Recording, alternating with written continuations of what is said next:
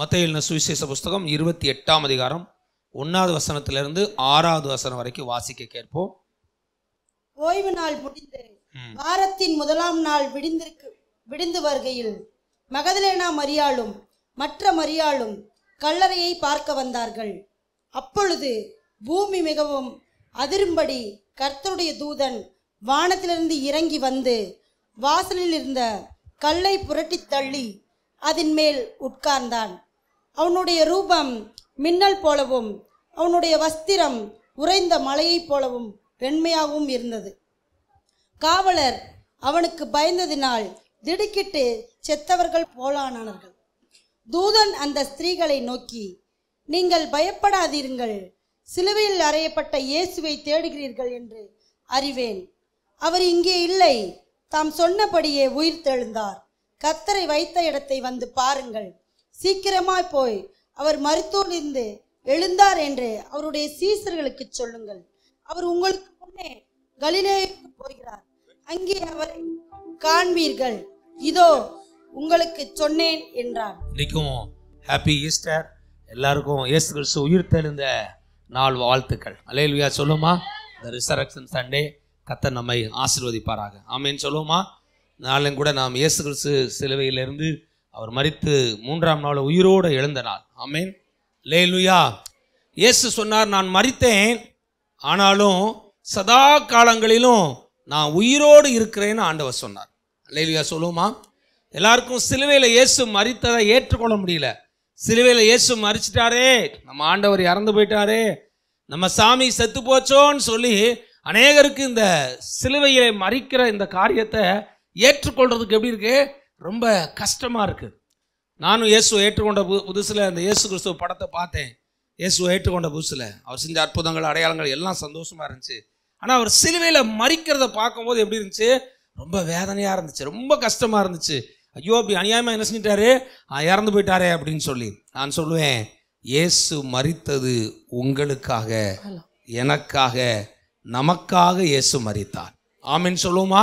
வானத்தையும் பூமியும் படைத்த கடவுள் இந்த உலகத்துக்கு மனிதனாய் பிறந்து இந்த முழு உலகத்தின் பாவத்துக்காக சிலுவையிலே ரத்தத்தை சிந்தி அவர் ஜீவனை கொடுத்து அவர் மரித்தது உங்களுக்காக, எனக்காக இயேசு மரித்தார். ஆமென் சொல்லுமா. இயேசு மரிக்காவிட்டால் இந்த உலகத்துக்கு மீட்பு இல்லை. பழைய ஏற்பாட்டில் வேதம் சொல்லுகிறது, ரத்தம் சிந்துதல் இல்லாமல் என்ன இல்லையா, பாவ மன்னிப்பு இல்லை. ஒரு மனிதனுடைய பாவம் மன்னிக்கப்பட வேண்டும் என்றால் அந்த பாவத்துக்காக என்ன செய்யணும், ரத்தம் சிந்தப்பட வேண்டும். இயேசு கிறிஸ்து தேவனுடைய ஆட்டுக்குட்டியாக முழு உலகத்தின் பாவத்தை தன் மீது சுமந்து கொண்டு உங்களுக்காக, எனக்காக, நம் ஒவ்வொருவருக்காக சிலுவையிலே ரத்தத்தை சிந்தி இயேசு தன் ஜீவனை கொடுத்து சிலுவை மரணத்தின் மூலமாய் அவர் நமக்கு மீட்பை கொடுத்திருக்கிறார். அல்லேலூயா சொல்லுமா. அல்லேலூயா. அதனால இயேசு மரிச்சிட்டாரே நினைக்க வேண்டாம். 3ஆம் நாள் இயேசு உயிரோட எழும்பி வந்தார். ஆமென் சொல்லுவோமா. கரங்களை தட்டி ஆண்டவர் நாமத்தை மகிமைப்படுத்துவோமா. இயேசு உயிரோடு கூட இருக்கிறார். இங்க 28ஆம் அதிகாரம் 1ஆம் வசனத்தை வாசிங்க. மத்தேயு 28:1. ஓய்வு நாள் முடிந்து வாரத்தின் முதலாம் நாள் விடிந்து வருகையில் மகதலேனா மரியாளும் மற்ற மரியாளும் கல்லறையை பார்க்க வந்தார்கள். போதும் பாருங்க, இயேசு கிறிஸ்து மரித்து அடக்கம் பண்ணியாச்சு. இன்னைக்கு 3ஆவது நாள். எத்தனாவது நாள்? 3ஆவது நாள். அதிகாலையில் இருட்டோட எழுந்து கல்லறைக்கு வர்றாங்க. யார் கல்லறைக்கு வர்றது? மரியாளும் மற்ற மரியாளும் எங்கே வந்தாங்கன்னா கல்லறைக்கு வந்து, கல்லறையில் இயேசுவுக்கு அவருடைய சரீரத்துக்கு என்ன செய்யணும், தூபம் இருக்கும். அவருக்கு என்ன செய்யணும், வாசனை திரவியத்தை அவர் சரீரத்தில் அவருக்கு என்ன செய்யணும், பூசணும்னு சொல்லி அவர்கள் கல்லறைக்கு வர்றாங்க. முதலாம் நாள் விடிந்து வருகையில் மகதலேனா மரியாள் எங்கே போகிறாங்க, அங்கே கல்லறைக்கு போகிறாங்க நம்ம பார்க்குறோம். இன்னொரு சுவிசேஷத்தில் போட்டிருக்கு, அவர்கள் அதிகாலையிலே இருட்டோடு எழுந்து அவர்கள் இயேசுவை என்ன செய்யணும், போய் அவருடைய கல்லறைக்கு போய் பார்க்கன்னு சொல்லி அதிகாலையில் இருட்டோட எழும்பி அங்கே போகிறாங்க. இயேசு சொன்னார், அதிகாலையில் என்னை தேடுகிறவர்கள் என்னை கண்டடைவார்னு ஆண்டவர் சொன்னார். அல்லேலூயா சொல்லுமா. இங்க பாருங்க, இயேசுவோடு கூட சீசர்கள் இருந்தாங்க, 12 சீசர்கள். ஒருத்தர் இறந்துட்டாரு, 11 சீசர்கள் இருக்காங்க. இயேசு மூலமா அற்புதத்தை பெற்றுக்கொண்ட எத்தனையோ பேர் இருக்காங்க. அவங்கெல்லாம் எங்க வரல? இயேசுவை தேடி இயேசுவின் கல்லறைக்கு என்ன செய்யல? வரல.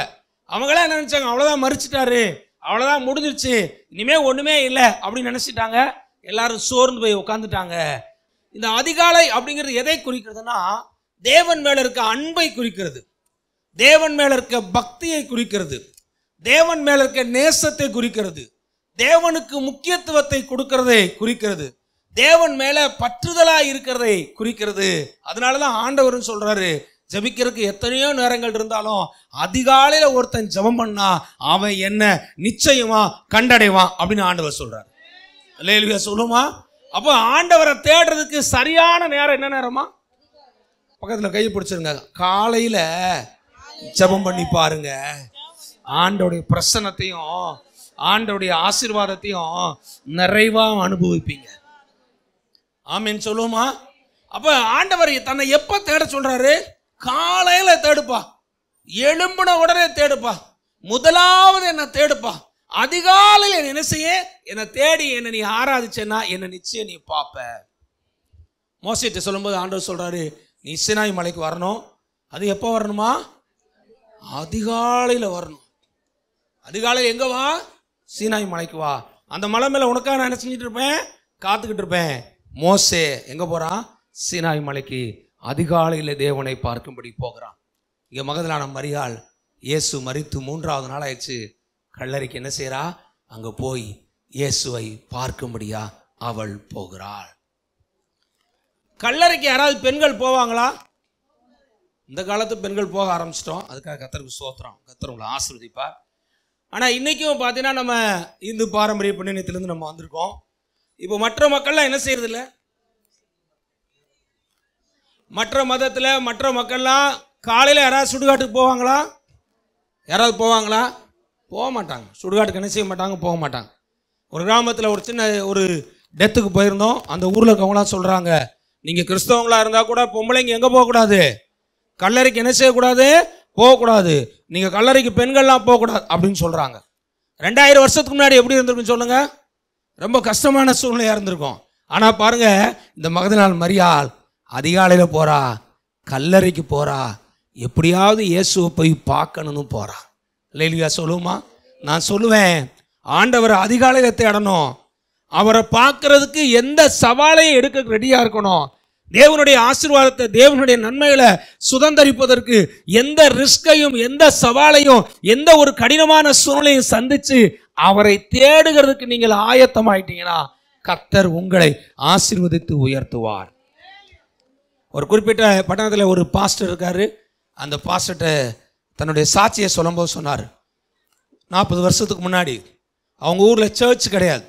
சபைக்கு போகணும்னா 10 கிலோமீட்டர் நடந்து போகணுமா? எத்தனை கிலோமீட்டர் நடந்து போகணுமா? 10 கிலோமீட்டர்.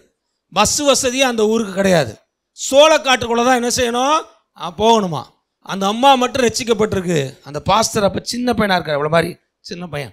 அந்த பையனை பிடிச்சிக்கிட்டு 10 கிலோமீட்டர் நடந்து போவாங்களாம். எதுக்கு? இயேசுவை பார்க்கறதுக்கு. அல்லேலூயா. எதுக்கு போகிறாங்க? இயேசுவை பார்க்கறதுக்கு. அங்கே போய் இயேசுவை போய் ஆராதிக்கிறதுக்கு 10 கிலோமீட்டர் கையை பிடிச்சிட்டு நடந்தே போவாங்களாம். அந்த பாஸ்டர் சொன்னாராம், ஏம்மா காலையில் 8 மணிக்கு ஆராதனை, நீங்கள் எத்தனை மணிக்கு எந்திரிச்சு எப்படிம்மா வர்றது? இனிமேல் நீங்கள் முதல் நாள் மத்தியான சாப்பாடை சாப்பிட்டுட்டு உங்கள் வீட்டிலேருந்து கிளம்பி சாயந்தரத்துக்குள்ளே எங்கே வந்துடுங்க? சர்ச்சுக்கு வந்துடுங்க. நைட்டு பாஸ்டர் மாட்ட சொல்லி உங்களுக்கு சாப்பாடு கொடுக்க சொல்லிடுறோம். சாப்பிட்டுட்டு நைட்டு சர்ச்சிலே படுத்துட்டு காலையிலே ஆராதனையை முடிச்சுட்டு மத்தியானம் கிளம்பி சாயந்தரம் உங்கள் ஊருக்கு போகமா. வாரம் சனிக்கிழமை மத்தியான சாப்பாடு சாப்பிட்டு முடிச்சுட்டு அந்த சின்ன பையனை கூட்டிக்கிட்டு எங்கே போவாங்களாம்?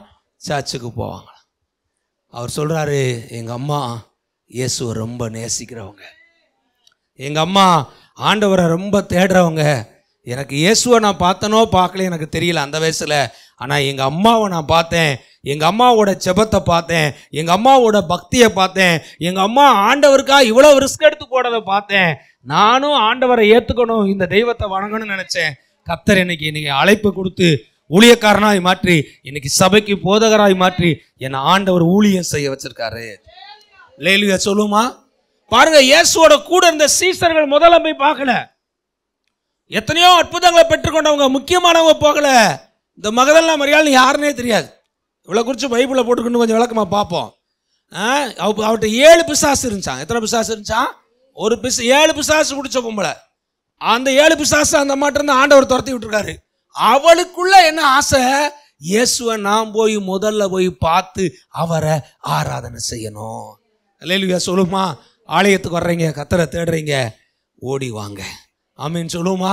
ஆண்டவரை தேடுறதுக்கு எப்படி வரணும்? ஓடி வரணும். நாங்கள் ரட்சிக்கப்படுறதுக்கு முன்னாடி பார்த்தீங்கன்னா எங்கள் ஊரில் சினிமா பார்க்குறதுக்கு ஓடுவேன் நான். எங்கள் வீட்டுக்கும் சினிமா தேட்டருக்கும் 1 கிலோமீட்டர் இருக்கும். எழுத்து போடுறதுக்கு முன்னாடி படத்தை என்ன செய்யணும்? பார்க்கணும். நேர் வழியாக போய் ரோட்டு வழியாக போனால் போக முடியாது. அப்படியே ரோட்லேருந்து ஓடைக்குள்ளே குதிப்போம். ஓடைக்குள்ளே குதிச்சு அடுத்த காட்டுக்குள்ளே போய் மறுபடியும் அடுத்த பாலத்தை பிடிச்சி அடுத்த ஓடைக்குள்ளே குதிச்சு அடுத்த காட்டுக்குள்ளே குதிச்சு எங்கே போயிடுவோம்? தேட்டருக்கு ஓடுவோம். ஓட்டமாக ஓடுவோம். ஓடி போய் என்ன செய்வோம்?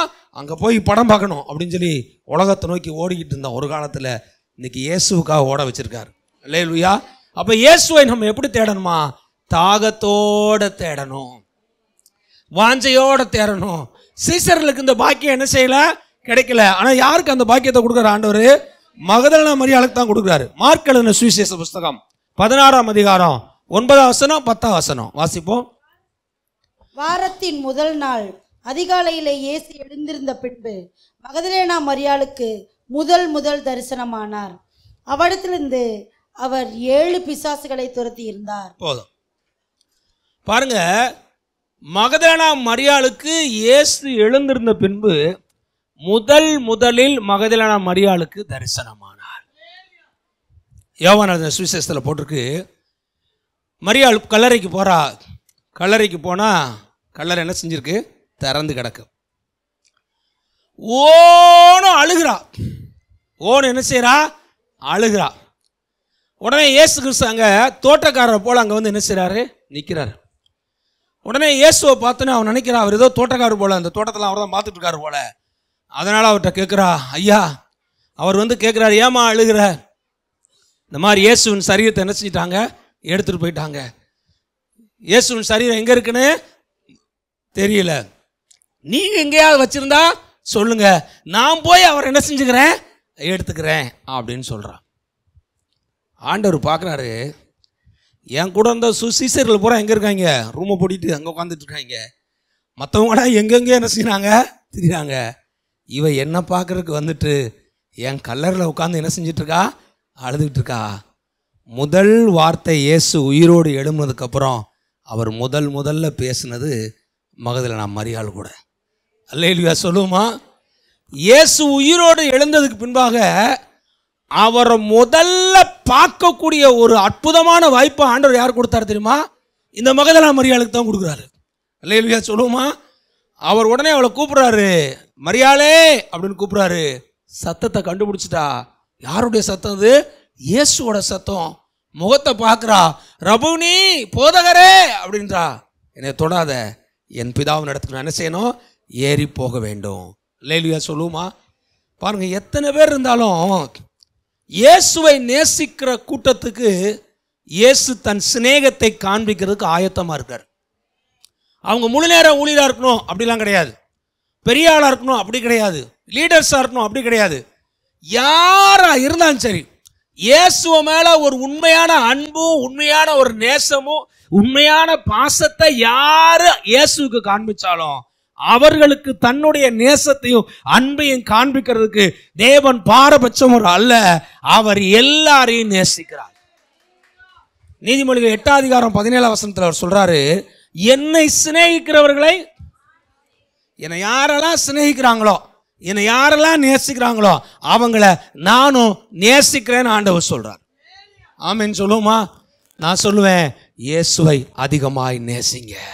பக்கத்தில் கையை பிடிச்சி சொல்லுங்க, இயேசுவை அதிகாலையில் தேடுங்க, அவரை அதிகமாக நேசிங்க, அவரை அதிகமாக அன்பு செலுத்துங்க, அவரை தேடி ஓடி வாங்க. உங்களுக்கு தரிசனம் தருவாரு, உங்களுக்கு ஆசீர்வாதம் தருவாரு, உங்க வாழ்க்கையில அற்புதம் செய்வாரு, உங்க வாழ்க்கையை கர்த்தர் உயர்த்துவாரு. அல்லேலூயா சொல்லுமா? இந்த சம்பவம் நடந்த பிறகு சீசர்களுக்கு எப்படி இருந்திருக்கும்? மெயினா நம்ம முந்திரிக்கோட்டை பேதுருக்கு எப்படி இருந்திருக்கும்? ரொம்ப ஃபீல் பண்ணியிருப்பாரு. அச்சோ, இந்த பொம்பளை முதல்ல என்ன செஞ்சுட்டா? போய் இப்படி போய் இயேசுவை போய் பார்த்துட்டா, அவ பேரை என்ன செஞ்சிட்டோம்? பைபிள் எழுதி வச்சுட்டாங்க. சீசர்கள் யாருமே வரல. மகதலேனா மரியாள் அவர் மீது அன்பும் பாசமும் நேசமும். ஏன் இயேசுவோட கல்லறைக்கு போய் அவங்க உட்கார்ந்தா தெரியுமா? பைபிளில் போட்டிருக்கு, இந்த மகதலேனா மரியாள் இடத்துல 7 பிசாசை ஆண்டவர் துரத்தி இருந்தார். அந்த நன்றி உணர்வு அவளை இயேசுகிட்ட போயிடுச்சு. என் வாழ்க்கையில் நான் கஷ்டத்தோடு இருந்தேன், பிரச்சனையோடு இருந்தேன், வேதனையோடு இருந்தேன், கடன் பிரச்சனையோடு இருந்தேன், கண்ணீரோடு இருந்தேன், வியாதியோடு இருந்தேன், பல கேள்விக்குறியோடு இருந்தேன். என் வாழ்க்கையில் வாழவா சாகவா என்று சொல்லி எவ்வளவோ சவாலான சூழ்நிலையில் இருந்தேன். ஆனால் இயேசு என்னை தேடி வந்து என்னை சுகமாக்கி எனக்கு நன்மை செஞ்சு எனக்கு அற்புதம் செஞ்சிருக்காரு. இந்த இயேசுவுக்கு நான் நன்றியா இருப்பேன் என்று சொல்லி இயேசுவை நேசிக்கிறவர்களை அவர் ஆசீர்வதிப்பார். அதனால அந்த வார்த்தை போட்டிருக்கு, இந்த மகதலேனா மரியாள் இடத்துல 7 பிசாசு ஆண்டவர் துரத்தின உடனே அவளுக்குள்ள என்ன ஆயிடுச்சு? இருதயம் நன்றி. மகதலேனா மரியாட்ட எத்தனை பிசாசை துரத்தினாராம்? 7 பிசாசு. எங்களுக்கு முன்னாடி ஒரு பிரசங்கியாளர் வந்தார், தலையில் கை வச்சார். அவர் ஒரு 10 வருஷம் இருக்கும். நம்ம பொத்துன்னு விழுந்துச்சு. உடனே அவர் 1 அப்படின்னாரு. எனக்கு ஒன்றும் புரியல. நான் பைபிள் காலேஜ் முடிச்சுட்டு அப்போ தான் வந்திருக்கேன். நான் 1 அப்படின்றாரு. மறுபடியும் தூக்குங்க அந்த அம்மாவன்னாரு. மறுபடியும் தூக்குனாங்க. மறுபடியும் தலையில் கை வச்சார். பொத்துன்னு கீழே வந்துச்சு. 2 அப்படின்னாரு. அந்த 2வா? மறுபடியும் தூக்குங்கன்னாரு. தலையில் கை வச்சார். பொத்துன்னு கீழே வச்சு 3 அப்படின்னாரு. மறுபடியும் தலையில் கை வச்சார். கீழே விழுகல. கிளியர். 3 பேர் இருந்தாங்க, பஸ்ஸர் போயிட்டாங்க அப்படின்னாரு. நான் 3 பேர் உள்ள இருப்பாங்களா? அடப்பாவில ஒரு ஆள் இருந்தாலே எப்படி இருக்கும்? பெரும்பாடாயிருமே. 3 பிசாசு இருந்தா எப்படி இருக்கும்? ரொம்ப கஷ்டமா இருக்கு. எங்கே கவனிங்க, ரொம்ப கஷ்டமா இருக்குமே. அப்போ நான் அந்த பாஸ்டர்கிட்ட கேட்டேன், எப்படியா கண்டுபிடிச்ச நீ 1 2 3 நீ வேறு சொல்லிட்டு இருக்கேன் அப்படின்னா, அவர் சொல்றாரு, உள்ளே வைக்கும் பொழுது அந்த அசுத்தாவி இருந்துச்சுன்னா அதை ஆட ஆரம்பிக்கும், அலக்கடிக்கும், போனால் போயிடும். மறுபடியும் நம்ம தலைக்கும் மறுபடியும் இருந்துச்சுன்னா நம்பர் 2 இருக்குன்னு அர்த்தம், நம்பர் 3 இருக்குன்னு அர்த்தம். ஒரு சிலருக்கு 1 தான் இருக்கும், ஆனால் போகாமல் என்ன செஞ்சுட்டு இருக்கோம்? போராடிட்டு இருக்கோம். இது துரத்த தான் அதில் கண்டுபிடிக்க முடியும். இயேசு கிறிஸ்து இந்த மகதலேனா மரியாட்ட எத்தனை பிசாசு துரத்தினாரா? 7 பிசாசை துரத்துறாரு. அப்போ எவ்வளோ கஷ்டப்பட்டிருப்பா வாழ்க்கையில் அந்த பிசாசோட, பயங்கர வேதனைப்பட்டிருப்பா.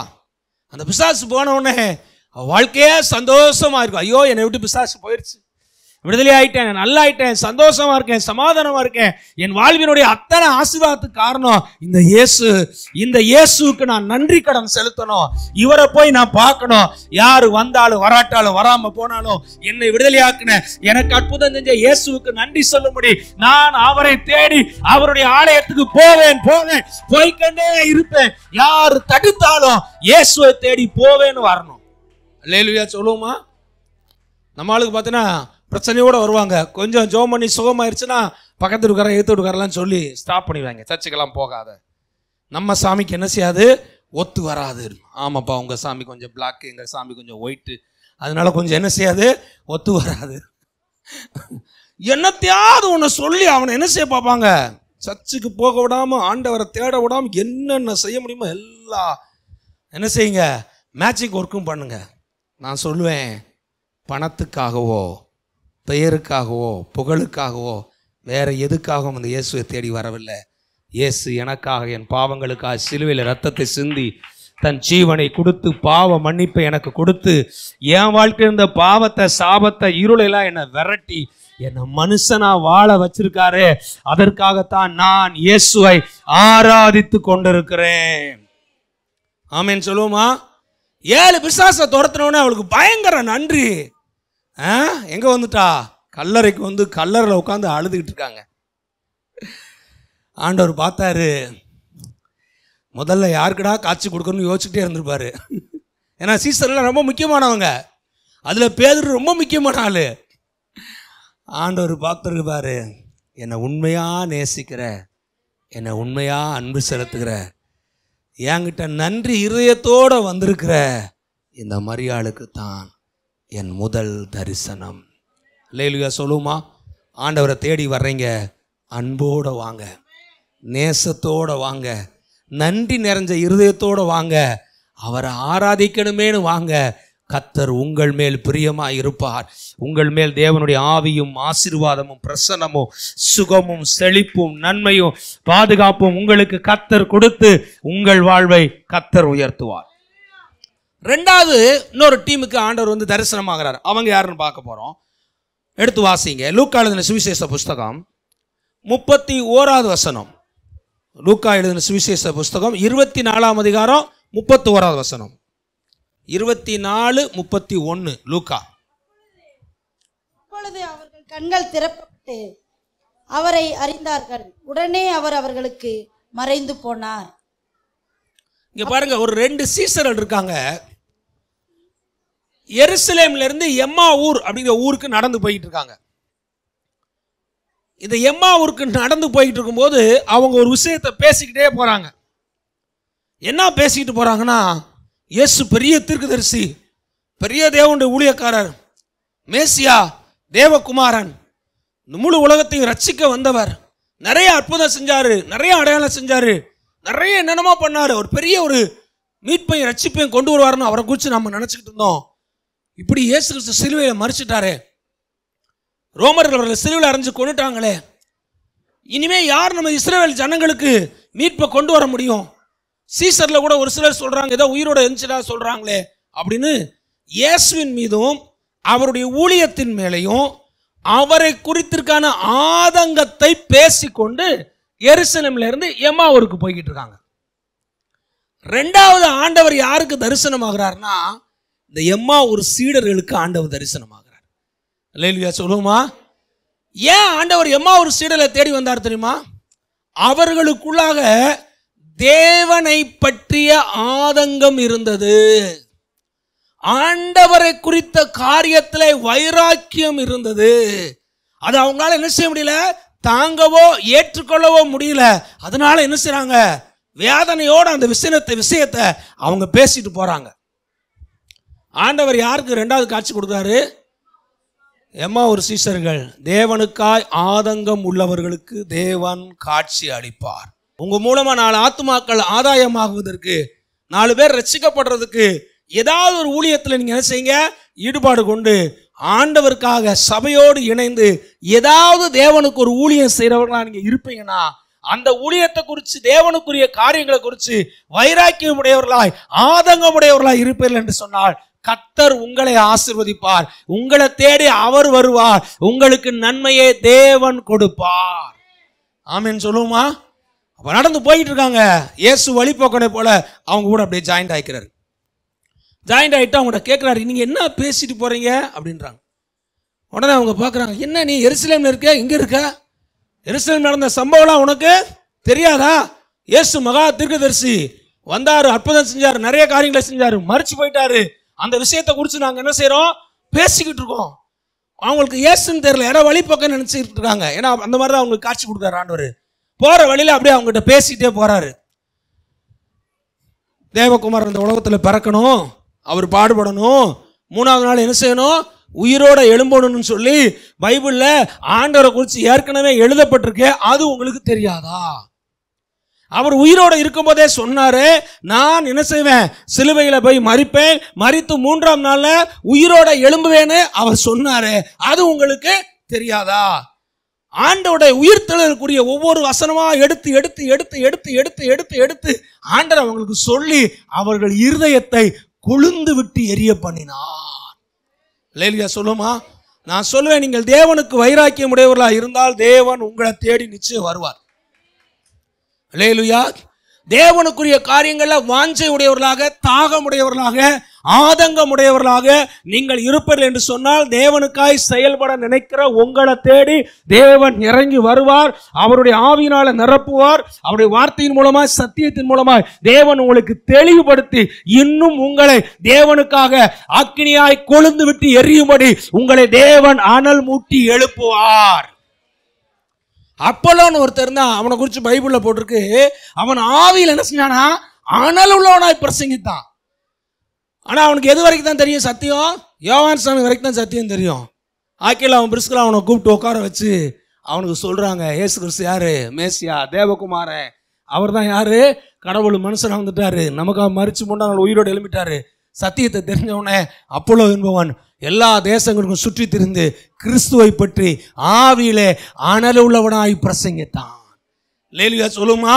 அப்போலோவுக்கு ஆதங்கம், வசனத்தின் மேல ஆதங்கம், சத்தியத்தின் மேல ஆதங்கம், ஆண்டரை பத்தி சொல்லணுங்கிற ஆதங்கம். அந்த ஆதங்கத்தில் அனல் உள்ளவனாய் பேசி கொண்டிருக்கான். அவனுக்கு சத்தியத்தின் தெளிவை ஆண்டவர் கொடுக்க வச்சு முழு சத்தியத்தையும் பேசுகிறதுக்கு தேவன் அவனை மாற்றி விட்டார்.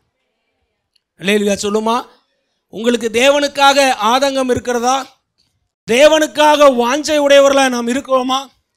தேவனுக்குரிய காரியங்கள்ல நாம செயல்படணும் அப்படிங்கிற எண்ணம் நமக்குள்ளாய் ஓடிக்கொண்டிருக்கிறதா? எதையாவது தேவனுக்காக செய்யணும், நம்ம வேலையின் மத்தியில, குடும்பத்தின் மத்தியில, நம்ம செயல்பாடுகள் மத்தியில தேவனுக்காக எதையாவது செய்யுங்கிற எண்ணம் நமக்குள்ளாய் ஓடிக்கொண்டிருக்கிறதா? தேவனுக்காக எதையாவது செயல்படுத்தணும் அப்படின்னு நீங்க நினைக்கிறீங்கன்னா கர்த்தர் உங்களுக்கு தரிசனமாவார், உங்களை ஆவியிலே அனலாக்குவார், சத்தியத்திலே உங்களை தெளிவாக்குவார். தேவன் உங்களை எடுத்து அவர் பயன்படுத்துவார். அல்லேலூயா சொல்லுமா. முதல் தரிசனம் அவங்க மகதலேனா மரியாதை கொடுத்தாச்சு. ரெண்டாவது தரிசனம் யாரு கொடுத்தாச்சு? எம்மா ஒரு சீடர்கள் கொடுத்தாச்சு. மகதலேனா மரியாதை போய் சீசர்கள் வீடு பூட்டி இருக்கு, போய் கதவை தட்டுறாங்க. சீசர்லாம் வர்றாங்க, வந்து சொல்றாங்க இயேசுவை நாங்க பார்த்தோம். இயேசு என்ன செஞ்சோம்? நாங்க பார்த்தோம் சொன்ன உடனே யோவானும் பேதுரும் ஓட்டமா ஓடுறாங்க கல்லறைக்கு. ஓடி போய் கல்லறை பார்த்தா கல்லறை எப்படி இருக்கு? சரி, திறந்துருக்கு, உள்ள இயேசு இல்லை, வஸ்திரம்லாம் மடிச்சு வச்சிருக்கு. பார்த்துட்டு திரும்ப வந்துட்டாங்க. ரெண்டாவது எம்மா ஊர்ல இருந்து சீடர்கள் வந்து சொல்றாங்க நாங்க யாரை பார்த்தோம்? இயேசுவை பார்த்தோம். அவங்க அப்படியே யோசிச்சுக்கிட்டு இருக்காங்க, இயேசுவை பார்த்தீங்களா? இல்லையே, இயேசு சிலுவையில் அரைஞ்சு கொண்டதை நாங்க பார்த்தோமே. இயேசு உயிரோட வந்துட்டாரா? ஏத்துக்க முடியல, ஏத்துக்காம இருக்க முடியல. மூணாவது தரிசனம், வீடு பூட்டி இருக்கு, சீசர்கள் உள்ள இருக்காங்க. இயேசு கிறிஸ்து உள்ளே தரிசனமாகி அவர்களுக்கு முன்பாக வந்தார். உடனே சீசர்ல என்ன செஞ்சாங்க? ஐயோ ஆவி, ஆவேசம், பயப்படுறாங்க. என்ன நினைச்சாங்க? இயேசுவா நினைக்கல, இயேசுவோட தூதனா இருக்குமோ, இயேசுவோட ஆவியா இருக்குமோ, பயப்படுறாங்க. இயேசு அவங்கள பார்த்து சொன்னாரு பயப்படாதீங்க அப்படின்னாரு. அல்லேலூயா. ஆவிக்கு என்ன போல என்ன இருக்காது? சரீரம் இருக்காது, வாங்க என்னை தொட்டு பாருங்கன்றாரு. உடனே சீசர்கள் வந்து தொட்டு பார்க்குறாங்க. உங்கள்கிட்ட சாப்பிட்றதுக்கு எதாவது இருந்தால் கொடுங்கன்றாரு. மீனையும் தேனையும் என்ன செய்கிறாங்க? பொரிச்ச மீனையும் தேனையும் கொடுக்குறாங்க. ரெண்டையும் எடுத்து என்ன செய்கிறாரு? சாப்பிட்டுட்டு அவர்களை கடிந்து கொள்ள தொடங்கினார். ஏன் கடிந்து கொண்டாரா? அவங்க இருதயம் எப்படி இருந்துச்சான்? கடினமாகவும் அவிசுவாசம் உடையவர்களாக இருந்தபடினாலே தேவன் அவர்களை கடிந்து கொள்ள தொடங்கினார். என் வாழ்க்கையில தேவன் எந்த அற்புதத்தையும் செய்ய முடியும் என்பதை ஒரு தேவனுடைய பிள்ளை ஆண்டவரை கண்ணை மூடிட்டு விசுவாசிக்கணும். அல்லேலூயா சொல்லுமா. நம்ம இங்க உட்காந்து கணக்கு பார்த்துட்டு இருக்கோம், இது எப்படி நடக்கும், அது எப்படி நடக்கும், அது எப்படி சரியாகும், இது எப்படி சரியாகும், டாக்டர் இப்படி சொல்லியிருக்காரு, அவங்க அப்படி சொல்லியிருக்காங்க, சூழ்நிலை இப்படி இருக்கு, இதெல்லாம் நமக்கு தேவையில்லை. அல்லேலூயா. நம்ம வேலை ஜெபம் பண்ணுவோம்.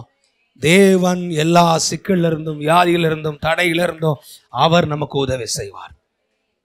ஆபிரகாம் குறித்து பைபிள்ல போட்டிருக்கு, தேவன் வாக்குத்தத்தம் பண்ணதை நிறைவேற்றுவதற்கு எப்படி இருக்காராம்? வல்லவரா இருக்கிறார் என்று முழு நிச்சயமாய் நம்பி தேவனை மகிமைப்படுத்தி விசுவாசத்தில் வல்லவனானான். ஆபிரகாமுக்கு என்ன நம்பிக்கை? தேவன் வாக்கு பண்ணிட்டாரு, அவர் செய்வார், அவர் எப்ப செய்வாரோ செய்யட்டும், நான் அவரை நம்புவேன் நம்புவேன் நம்புவேன், விசுவாசிப்பேன் விசுவாசிப்பேன், அவர் செய்யற வரைக்கும் அவர்கிட்ட நான் பொறுமையா காத்திருப்பேன், தேவன் நிச்சயமாய் செய்வார். அல்லேலூயா சொல்லுமா.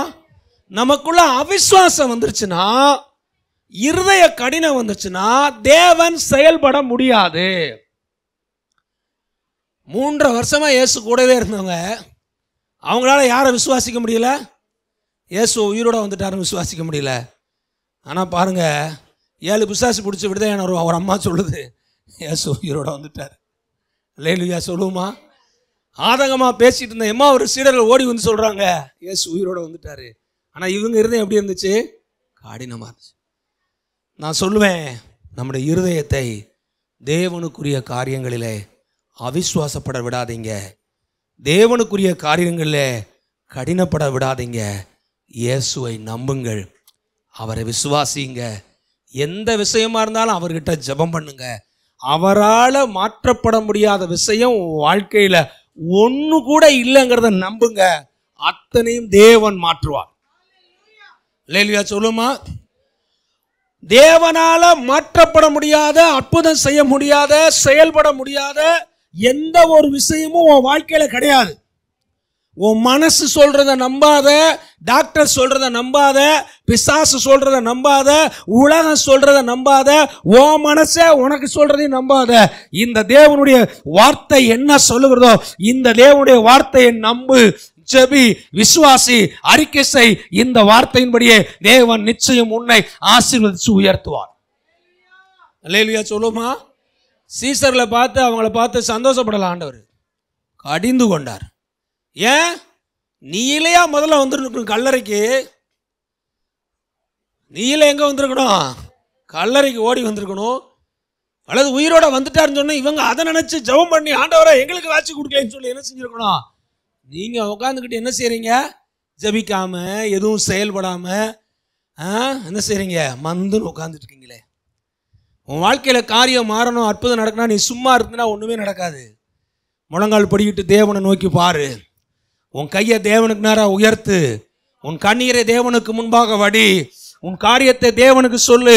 தேவன் ஒருவரை தவிர உன் வாழ்க்கையில எந்த ஒரு நன்மையும் இந்த உலகத்துல யாரு உனக்கு செய்வாங்கன்னு நினைச்சிடாத. தேவன் ஒருவர் தான் உனக்கு முழுமையான நன்மை செய்து உன் வாழ்வையை முழுமையாய் ஆசீர்வதித்து உயர்த்துகிற தேவன். அல்லேலூயா. மீனை வாங்கி சாப்பிட்டாரு, தேனை வாங்கி சாப்பிட்டாரு, 2 திட்டு திட்டிட்டு போயிட்டாரு. இதுல ஒரு ஆள் ஆப்சண்ட். அவர் பேர் யாரு? தோமா. இப்ப தோமா வர்றான் உள்ள. வந்தவன இந்த 10 பேர் ஓடிறாங்க. தோமா, நாங்க இயேசுவை பார்த்தோம். இங்கிட்டு மகதலேனா மரியாள் சொல்றா, தோமா நான் இயேசுவை பார்த்தேன். இங்கிட்டு எம்மா ஒரு சீடர் வந்து சொல்றாங்க, தோமா நாங்க இயேசுவை பார்த்தோம். இந்த 3 கூட்டத்தை அப்படியே பார்த்தான். உலகத்தில் இருக்க மொத்த பைத்தியங்களும் நம்ம முன்னாடி நின்றுகிட்டு இருக்கு. அவன் யோசிச்சான், நான் நம்ப மாட்டேன். நான் என்ன செய்ய மாட்டேன்? நம்ப மாட்டேன். ஏடா 3 வருஷமா ஏசுனார் பாடி என்னடா குப்பை போட்டு பொறுக்கணும் நீயே? 3 வருஷமா ஏசுனார் கூட ஊழியம் செஞ்சு எல்லா அற்புதத்தையும் பார்த்துட்டு மீனையும் இந்த ரொட்டியெல்லாம் வாங்கி நல்லா சாப்பிட்டு ஒரு கூட வர தலையை தூக்கிட்டு வந்தேப்பா தம்பி. எல்லா அற்புதத்தை பார்த்த நீ என்ன சொல்றான்? நான் நம்ப மாட்டேன். இன்னைக்கு நிறைய பேர் அப்படித்தான் இருப்பாங்க. வீட்டில் புருஷன் முன்னாடி இருக்கும், மனைவி பார்த்தா நல்லா ஜெபம் பண்ணும், ஸ்தோத்திரம் ஸ்தோத்திரம் ஸ்தோத்திரம். புருஷன் சொல்லுவார், அதெல்லாம் நடக்காது, அப்போ அதெல்லாம் என்ன செய்யாது, நடக்காது. ஒரு சில வீட்டில் வந்து ஹஸ்பண்ட் நல்லா ஜெபம் பண்ணுவார், மனைவி சொல்ல அதெல்லாம் ஒன்றும் நடக்காது, போங்க. நாங்கள் சொல்லுவேன், பூமியில் 2 பேர் ஒருமனப்பட்டால் தாங்க அற்புதமே நடக்கும். அல்லேலூயா சொல்லுவோமா? இங்கே 10 பேரில் ஒருத்தன் அவிசுவாசியாக இருக்கிற மாதிரி என்ன செஞ்சிடக்கூடாது? வீட்டில் அவிசுவாசியாக இருக்கக்கூடாது. உங்கள் வீட்டார் எதை குறித்து என்ன காரியத்தை சொல்லி அவங்க சொன்னாலும் அந்த காரியத்தை கேட்டு நம்பி கூட சேர்ந்து ஜெபம் பண்ணுங்க. அப்போ தான் அற்புதம் நடக்கும். அல்லேலூயா சொல்லுவோமா? எல்லாரும் சொல்கிறாங்க, நாங்கள் இயேசுவை பார்த்தோம், இயேசுவை பார்த்தோம், இயேசுவை பார்த்தோம், இயேசுவை நம்பு. அவன் சொல்கிறான், நீங்கள் எல்லாரும் இயேசுவை நம்பினாலும் நான் இயேசுவை நம்ப மாட்டேன். தோமா, இயேசு உயிரோட வந்துட்டாரு. அவன் சொல்றான், நான் என்ன செய்ய மாட்டேன்? நம்ப மாட்டேன். அவன் சொன்னான், இயேசு உயிரோட வந்துட்டாரா? அவர் வரட்டும். வந்தார்னா அவர் கையில் ஆணி அடிச்சாங்கல்ல, அந்த கையை பார்த்து என் விரலை ஆணிக்குள்ள உள்ள ஓட்டைக்குள்ள விட்டு பார்ப்பேன். பார்த்துட்டு அப்புறம் தான் நம்புவேன். விழாவில் ஈட்டியை வச்சு குத்துனாங்களே, அந்த விழாவை வந்து நான் தொட்டு பார்ப்பேன். ட்ரெஸ்ஸை கொஞ்சம் லைட்டாக கழட்டிக்கோங்க ஜீசஸ் அப்படின்னு சைடில் கழட்ட சொல்லி அந்த விழாவை போய் பார்த்து அங்கே இருக்க தழும்ப தொட்டு போவேன். அப்படி பார்த்தா மட்டும்தான் நான் நம்புவேன். ஹலோ, கிராமங்களில் இயேசுவை பற்றி சொல்கிறதுக்கு போவோம். அங்கே இருக்க மக்கள்லாம் சொல்லுவாங்க, சார் இந்த நோய் மட்டும் சுகமாகட்டும் சார், உங்கள் சர்ச்சுக்கு வந்துடுறோம் சார். இந்த கடன் மட்டும் சரியாகட்டும் சார், சர்ச்சுக்கு வந்துடுறோம் சார். இந்த பிரச்சனை மட்டும் சரியாகட்டும் சார், சர்ச்சுக்கு வந்துடுறோம் சார் அப்படிம்பாங்க. நான் சொல்கிறேன், ஏம்மா நீங்கள் சர்ச்சுக்கு வாங்க, வந்தீங்கன்னா தாம்மா உங்களுக்கு ஏசப்பா அற்புதம் செய்ய முடியுமா? அது நமக்கு செட் ஆகாத சார். நான் இங்கே தான் சார் இருப்பேன் சார், அந்த பிரச்சனையை உங்கள் இயேசுவை முடிக்க சொல்லுங்கள் சார், அவர் முடிச்சிட்டாருன்னா அப்புறம் வர்றேன் சார் அப்படிம்பாங்க. இதெல்லாம் யார்? இந்த தோமா வம்சங்க. யாரோட? பூரா தோமாவோட பேரம்பேத்திய. எனக்கு பரலோகத்துக்கு போன உடனே எனக்கு ரொம்ப கோபம். என்ன கோபம்னா, போயும் ஆண்டவர் இந்த தோமாவை போய் இந்தியாவுக்கு அனுப்பிச்சி விட்டார் பாருங்க. இந்தியாவிலே ஒரு உலகமாக சந்தேக பெருவழியாக இருக்கார். அனுப்பிச்சதே அனுப்பிச்சார். ஒரு பவுல் அனுப்பிச்சிருக்க கூடாதா இந்தியா பக்கம்? ஒரு பேதுருவை அனுப்பிச்சிருக்க கூடாதா? அடித்து நொறுக்கி நேரம் இந்தியா என்ன செஞ்சுருக்கோம்? இன்னும் எழுப்புதல் பயங்களாக இருந்திருக்குமே. இந்த ஆளை போய் அனுப்பிச்சாங்க. போனே மண்டல ஒரு தட்டுன்னு, நான் கண்ணார பார்த்தா தான் விசுவாசிப்பியோ, இன்னும் இந்தியாவில் வந்து என்ன ஊழியம் செஞ்ச நீ அப்படின்னு போய் தோமாவை மண்டல அடிக்கணும். சும்மா ஜாலியாக சொல்ல, பார்த்தால ஒளியே நம்ப மாட்டேன். இயேசு கிறிஸ்து அவனுக்காகவே தரிசனமாகிறார். மறுபடியும் வீடு பூட்டியிருக்கு, சீசர்லாம் உள்ள இருக்காங்க. இப்போ யார் இருக்கா? தோமாவை என்ன செய்யறான்? உள்ள இருக்கான். உள்ள இயேசு என்ன செய்றாரு? தரிசனமாகி உள்ள வர்றாரு. உள்ள வந்த உடனே முதல்ல யாரை கூப்பிட்டாரு தெரியுமா? தோமா, கொஞ்சம் வாமா அப்படின்னு கூப்பிட்டாரு. அல்லேலூயா. வாப்பா, வா வா வா, தொட்டு பார்த்தா தான் நம்புன்னு சொன்னேல, இந்தாப்பா கையை தொட்டுப்பார், விழாவை தொட்டுப்பார். அவன் முழங்கால் படியிட்டு அழுகிறான். ஓ என் ஆண்டவரே, என் தேவனே, என்ன மன்னிங்க ஆண்டவரே அப்படின்றான். ஆண்டவர் சொல்றார் அவன்கிட்ட, என்னை கண்ணார கண்டதுனால நீ விசுவாசிக்கிற, என்னை காணாமலே யாரெல்லாம் என்னை விசுவாசிக்க போறாங்களோ அவர்கள் உன்னை காட்டிலும் அவர்கள் தான் பாக்கியவான்கள். அல்லேலூயா சொல்லுமா? பக்கத்துல கையை பிடிச்சு சொல்லுங்க, நீங்க ரொம்ப பாக்கியவான்னு சொல்லுங்க. தோமாவை காட்டிலும் பாக்கியவான்னு சொல்லுங்க. அல்லேலூயா. அவன் கண்ணார பார்த்தா தான் இயேசுவை நம்புவானா? கண்ணார பார்க்கல.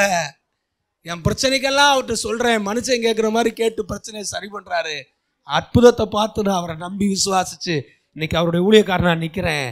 நம்ம கண்ணார பார்க்கல, ஆனால் இயேசுவை நாம் விசுவாசிக்கிறோம். வலதுகை உயர்த்தி சொல்லுங்க, ஆண்டவரே நான் உங்களை விசுவாசிக்கிறேன்னு சொல்லுங்க, நான் உங்களை நம்புறேன்னு சொல்லுங்க, நீங்க என்ன ஆசீர்வதிங்க ஆண்டவரேன்னு சொல்லுங்க, என் வாழ்க்கையில நன்மை செய்யுங்க ஆண்டவரேன்னு சொல்லுங்க. நான் உங்களை விசுவாசிக்கிறேன், என்ன நடத்துங்க ஆண்டவரே. லேலியா சொல்லுமா? பாருங்க, அவனை தோமா பார்த்து ஆண்டவர் சொல்றார், தோமா நீ என்னை கண்ணார கண்டு என்னை தொட்டு பார்த்து என்னை நம்பி என்னை விசுவாசிப்பேன் நீ சொல்ற. ஆனா அவர் சொன்னாரு, என்னை காணாம விசுவாசிக்க போறவங்க பாக்கியவான்கள்னாரு. நம்ம எல்லாரும் இங்க இருக்கோம், இந்த வார்த்தையை நம்புறோம், இந்த பைபிளை நம்புறோம், இந்த வசனத்தை நம்புறோம். இயேசுவை நம்பி இந்த இடத்துல வந்து இந்த ஆலயத்தில் அவர் இருக்காருன்னு அவரை வணங்கிக்கிட்டு இருக்கோம். நான் சொல்லுவேன், நீங்கள் தான் இந்த உலகத்திலே ஆசீர்வதிக்கப்பட்டவர்கள், நீங்கள் தான் இந்த உலகத்திலே பாக்கியவான்கள், நீங்கள் தான் இந்த உலகத்திலே மேன்மக்கள். நீங்கள் தேவனுடைய ராஜ்யத்திலே தேவனுடைய ராஜ்யத்தை சுதந்தரிப்பது நிச்சயம். தேவ மக்களாய் நாம் அங்கே இருப்போம். இயேசு உயிரோடு இருக்கிறார். உயிர்த்தெழுதல் எல்லாரும் பார்த்து முடிச்சக்கப்புறம் எல்லாரையும் கடிந்து கொண்டாரு. எல்லாரும் என்ன செய்றாங்க? சரியாயிட்டாங்க. இப்ப சீசர்கள் டீம் எழும்புறாங்க, ஜெபம் பண்ண ஆரம்பிப்போம். அவர்கள் போய் என்ன செய்றாங்க? மேல் வீட்டு அறையில் உட்கார்றாங்க, 10 நாள் ஜெபிக்கிறாங்க. இப்போ அவருக்குள்ள விசுவாசம் வந்துருச்சு, தைரியம் வந்துருச்சு, நம்பிக்கை வந்துருச்சு. இனி இந்த இயேசுவை பத்தி சொல்றதா எங்க தலையாகிய வேலை. எத்தனை பிரச்சனை, எத்தனை தடை, எத்தனை அரசாங்கம் எங்களுக்கு விரோதமாக என்ன பிரச்சனை பண்ணாலும் சரி, உயிர் தெழுந்த இயேசுவை நாம் பார்த்துட்டோம், இனி நாங்க சும்மா இருக்க மாட்டோம், நாங்க ஆண்டவருடைய ஊழியத்தை செய்யப்படுறோம்னு சொல்லி உட்கார்ந்து ஜெபம் பண்ண ஆரம்பித்தார்கள். பரிசுத்த ஆவியை பெற்றுக்கொண்டார்கள், ஆவிக்குரிய வரங்களை பெற்றுக்கொண்டார்கள், சுவிசேஷத்தை அறிவிக்க ஆரம்பித்தார்கள். எருசலேமிலே சுவிசேஷம், சமாரியாவிலே சுவிசேஷம், யூதயாவிலே சுவிசேஷம், எல்லா இடத்துல அலைஞ்சு திரிஞ்சு அந்திரேயா உலகத்தின் முடிவு பரியந்தமோ எல்லா இடத்துக்கும் சுவிசேஷத்தை இந்த சீசர்கள் கொண்டு போக ஆரம்பிச்சிட்டாங்க. அல்லேலூயா சொல்லுமா? சந்தேகப்பட்ட தோமா எங்க வந்துட்டாரு? நம்ம இந்தியாவுக்கு வந்து கேரளாவில் ஊழியம் செஞ்சு, தமிழ்நாட்டில் ஊழியம் செஞ்சு, அவர் மரிச்சது எங்க? சென்னையில் சின்னமலையில் என்ன செஞ்சாரு? மரிச்சாருடைய கல்லறை எங்க? சாந்தோம்ல என்ன செய்யுது? சென்னையில் இருக்கு. இன்னைக்கு பாருங்க, சீசர்கள் உயிர் தெழுந்த இயேசுவை பார்த்த உடனே பின்வாங்கி போயிருந்தாலும் அவர்கள் வைராக்கியமாய் எழும்பி வந்தார்கள். இயேசு இன்றைக்கு உயிரோடு இருக்கிறார். உன் வாழ்வு இன்றைக்கு எப்படி இருக்கிறது? ஒருவேளை சோர்ந்து போயிருந்தா கூட இன்றைக்கு உயிர் தெழுந்த ஆண்டவரை நீங்க பாக்குறீங்க, இந்த வார்த்தையை கேட்குறீங்க. இனி தேவனுக்காய் வைராக்கியமாய் எழும்புங்கள். உங்கள் காரியங்களை ஆண்டவர் ஜெயமாக்குவார். உங்களுக்கு விரோதமாய் எழும்பின ஆயுதங்கள், போராட்டங்கள், தடைகள் அத்தனையும் ஆண்டவர் அகற்றி போடுவார். உங்கள் வாழ்வை வெற்றியாய் மாற்றுவார். உங்கள் வாழ்வை ஜெயமாக்குவார். உங்கள் மேலே கர்த்தர் தன்னுடைய ஆவியினாலும் வல்லமையினாலும் வரங்களினாலும் அபிஷேகத்தினாலும் கர்த்தர் உங்களை நிரப்புவார். உங்கள் வாழ்வு ஜெயமாய் மாறும். நீங்கள் வெற்றியாய் மாறுவீர்கள். நம்முடைய இயேசு உயிர் தெழுந்தார். அவர் உயிரோடு இருக்கிறார்.